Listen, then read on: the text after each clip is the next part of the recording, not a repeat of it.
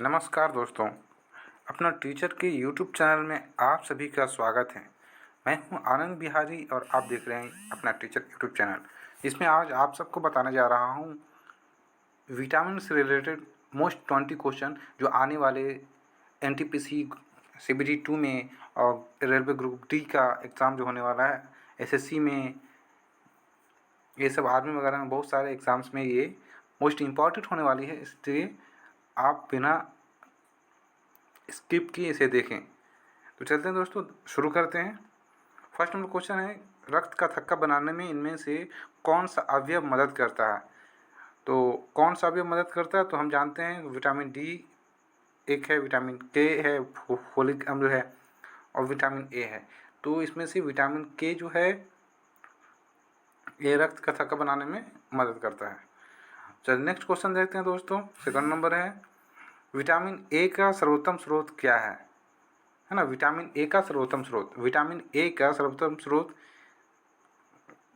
गाजर है या गेहूं है या मूली है या ये गाजर है? तो ये गाजर ही होगा। इसमें मिस हो गया है, इसमें डबल डबल टाइपिंग हो गई है। तो एक ही है, गाजर जो है विटामिन ए का सर्वोत्तम स्रोत होता है। तो ये क्लिक करें या ये क्लिक करें, दोनों एक ही है। तो चलिए नेक्स्ट दोस्तों, थर्ड नंबर क्वेश्चन है, मछलियों के यकृत के तेल में किसकी प्रचुरता होती है? बताया जा रहा है इसमें कि मछली के यकृत के तेल में कौन सा विटामिन सबसे ज़्यादा मात्रा में पाया जाता है? तो विटामिन सी है, विटामिन ए है, विटामिन ई है और विटामिन डी है। तो मोस्ट इम्पॉर्टेंट ये है, विटामिन डी है। विटामिन डी जो मछलियों के यकृत में सबसे ज़्यादा प्रचुर मात्रा में पाया जाता है।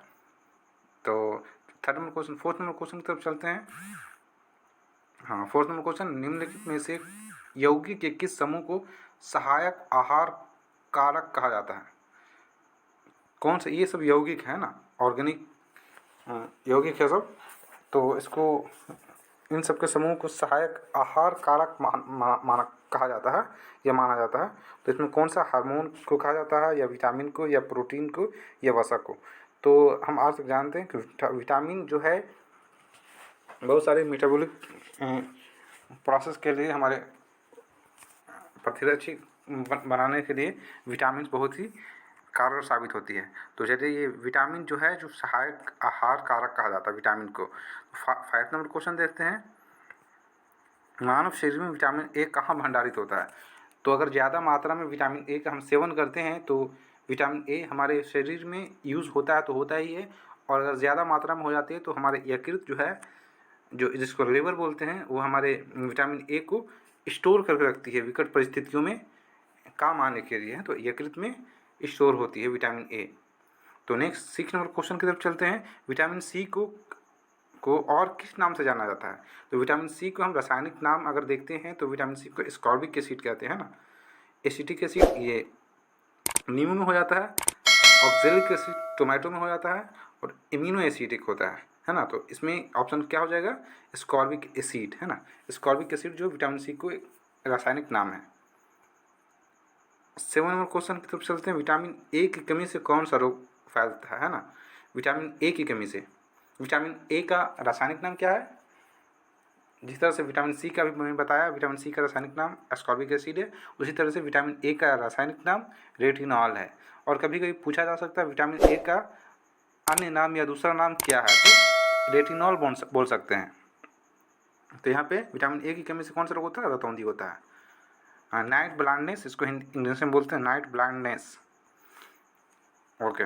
विटामिन B6 की कमी से पुरुष में हो जाता है एनीमिया, एनीमिया हो जाती है, अरक्तता हो जाती है ब्लड में, है ना, ब्लड की कमी हो जाती है। तो B6 की कमी से पुरुष में हो जाता है एनीमिया, है ना। ये राइट क्वेश्चन है। रिकेट्स विटामिन के की कमी से होता है, विटामिन सी की कमी से स्कर्वी होता है, और विटामिन B1 की कमी से बेरी होती है। तो ये सब चारों ऑप्शन का मैं आंसर बता दिया। चलिए 9 नंबर क्वेश्चन की तरफ चलते हैं, विटामिन B2 का रासायनिक नाम क्या है ना। विटामिन B2 का रासायनिक नाम थायमिन विटामिन B1 का है, डेक्सट्रोज एक शुगर होती है, riboflavin vitamin B12 vitamin B2 का नाम है ना।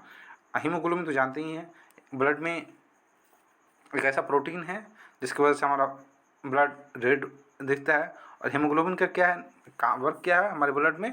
ऑक्सीजन का परिवहन करता है ना।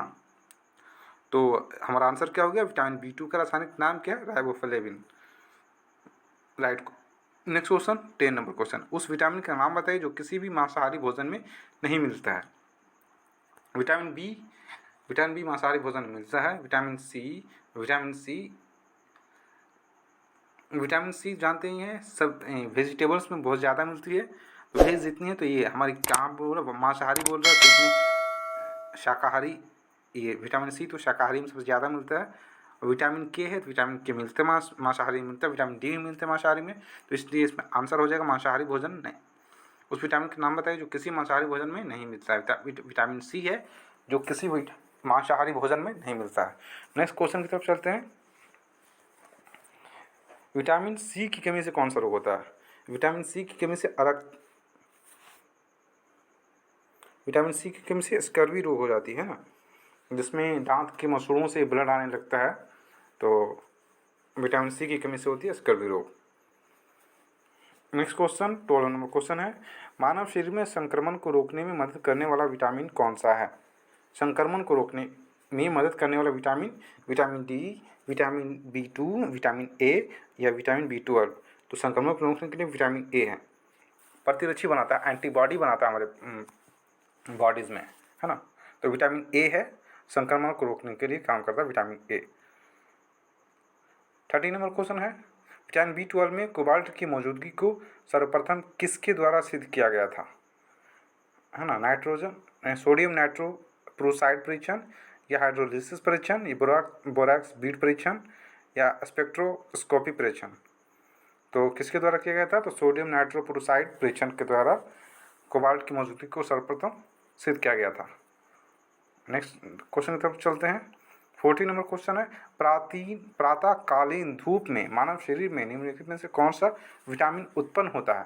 प्रातःकालीन मीन सुबह, मॉर्निंग में ही अगर हम सनलाइट में जाते हैं तो हमारा बॉडी में एक ऐसा हमारा बॉडी में एक ऐसा ईश्वर ने ऐसा स्किन तैयार किया है कि विटामिन डी बना लेता है खुद से ही। तो विटामिन डी हमारे बॉडी में बाहर से लेने की ज़्यादा ज़रूरत नहीं है, हम सुबह सुबह उठ जाएं, इसलिए बोला जाता है कि सुबह सबसे ज़्यादा उठते हैं जो, उसकी सेहत अच्छी रहती है।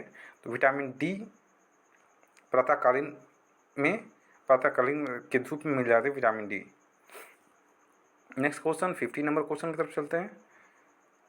विटामिन ई का महत्वपूर्ण स्रोत निम्नलिखित में से कौन सा है। अच्छा, विटामिन ई का महत्वपूर्ण स्रोत है ना, तो राई का तेल हो गया, नारियल का तेल, या गेहूं के अंकुर का तेल, या ताड़ का तेल। तो राई का तेल में भी मिलता है विटामिन ई, नारियल के तेल में विटामिन ई मिलता है, और गेहूं के अंकुर का तेल में सबसे ज़्यादा मिलता है, ताड़ का तेल नहीं मिलता। तेल में ही विटामिन ई मिलता है हमको सबसे ज़्यादा, बोल रहे हैं यहाँ पे गेहूं के अंकुर का तेल, है ना। गेहूं की जो स्प्राउट होती है ना, उससे तेल निकाला जाता है, तो उसका जो तेल होता है उस तेल में सबसे ज़्यादा विटामिन ई की मात्रा होती है। तो विटामिन डी अनिवार्य क्या है, विटामिन डी अनिवार्य है। भोजन से मैग्नीशियम के अवशोषण करिए, तुमने नॉट करेक्ट। भोजन से कैल्शियम के उपयोग अवशोषण करिए, यस, कैल्शियम का अवशोषण करती है, अब्जॉर्ब करती है। हमारे भोजन में जो भोज्य पदार्थ लेते हैं उसमें जो कैल्शियम होती है उसको अवशोषित करके उसमें एब्जॉर्ब करके ब्लड में मिला के उसको पूरे ब्लड में सर्कुलेट करती है, और जहाँ जहाँ हमें कैल्शियम की ज़रूरत होती है, जहाँ जहाँ कैल्शियम की आवश्यकता होती है, उसको उस टिश्यूज़ को ये प्रदान करती है। और ऑस्टियोआर्थराइटिस से बचने के लिए या मजबूत एवं स्वस्थ अस्थियाँ बनाने के लिए ये भी ऑप्शन हो सकता है, बट ये सबसे ज़्यादा अच्छा ऑप्शन है, क्योंकि विटामिन डी का वही काम है, विटामिन डी कैल्शियम का अवशोषण करती है। तो विटामिन डी अनिवार्य है, याद रख लीजिए, भोजन से कैल्शियम के अवशोषण करने के लिए। अवशोषण मीन्स एब्जॉर्ब करने के लिए, ब्लड जो है ना कैल्शियम को एब्जॉर्ब करके पूरे ब्लड में सर्कुलेट करके जहाँ जहाँ कैल्शियम की ज़रूरत होती है उसको प्रदान करती है। नेक्स्ट क्वेश्चन 17 नंबर क्वेश्चन की तरफ चलते हैं। बेरी बेरी रोग किस विटामिन की कमी से होती है ना। बेरी बेरी रोग मैं पहले ही बता दिया था, विटामिन B1 से बेरी बेरी रोग होता है ना। तो विटामिन B1 यहाँ पे ज़्यादा टाइम देने की ज़रूरत नहीं है, विटामिन बी की कमी से होती है ना। तो नेक्स्ट क्वेश्चन की तरफ चलते हैं। 18 नंबर क्वेश्चन, निम्नलिखित में से किस विटामिन की कमी के कारण मसूड़ों से रक्त आता है और दांत हिलने लगता है। तो विटामिन सी की कमी से, पहले भी बताया था, इससे ज़्यादा टाइम इसमें भी नहीं देना है। विटामिन सी की कमी से रक्त आता है, मसूड़ों से रक्त आता है, ब्लड आता है और दांत हिलने लगता है। तो नेक्स्ट क्वेश्चन 19 नंबर क्वेश्चन की तरफ चलते हैं। कौन सा विटामिन प्रतिरक्षा प्रदान करता है? कौन सा विटामिन प्रतिरक्षा प्रदान करता है? तो विटामिन ए जो है ना, हमारे पहले भी बताया था, एंटीबॉडी तैयार करती है, तो संक्रमण से बचाती है, तो प्रतिरक्षा प्रदान करती है। वहाँ पे विटामिन ए जो है प्रतिरक्षा प्रदान करती है। इसलिए हम कहा जाता है कि विटामिन ए वाली चीज़ें बहुत ज़्यादा खानी चाहिए, जिससे हमारे नहर ब्लॉकेज नहीं होती, आँखों की समस्या से हम दूर रहते हैं। तो 19 नंबर क्वेश्चन ये था। चलते हैं नेक्स्ट क्वेश्चन, लास्ट क्वेश्चन हमारा है 20 नंबर क्वेश्चन। तो गोल्डन चावल है ना, गोल्डन चावल, गोल्डन राइस हाइब्रिड तरीके से बनाया हुआ प्रचुरतम स्रोत उसमें किन चीज़ की होती है? तो विटामिन ए की होती है। विटामिन ए की प्रचुरतम मात्रा होती है उसमें, गोल्डन चावल में। तो आज ये प्रोटीन से रिलेटेड, प्रोटीन नहीं सॉरी, विटामिन से रिलेटेड सब मोस्ट इम्पॉर्टेंट 20 क्वेश्चन जो आपके एग्ज़ाम, आने वाले एग्ज़ाम्स में बहुत ही कारगर अच्छी होने वाली है। तो मैं उम्मीद करता हूँ कि वीडियो आप सबको अच्छा लगा होगा। तो प्लीज़ लाइक कर दीजिएगा, सब्सक्राइब कर दीजिएगा चैनल को, क्योंकि आने वाले सही वीडियो इसी तरह से मेरी वीडियो आपको पहुँचती रहे और आप सब हमें प्यार देते रहें इसी तरह से। थैंक यू दोस्तों, जय हिंद।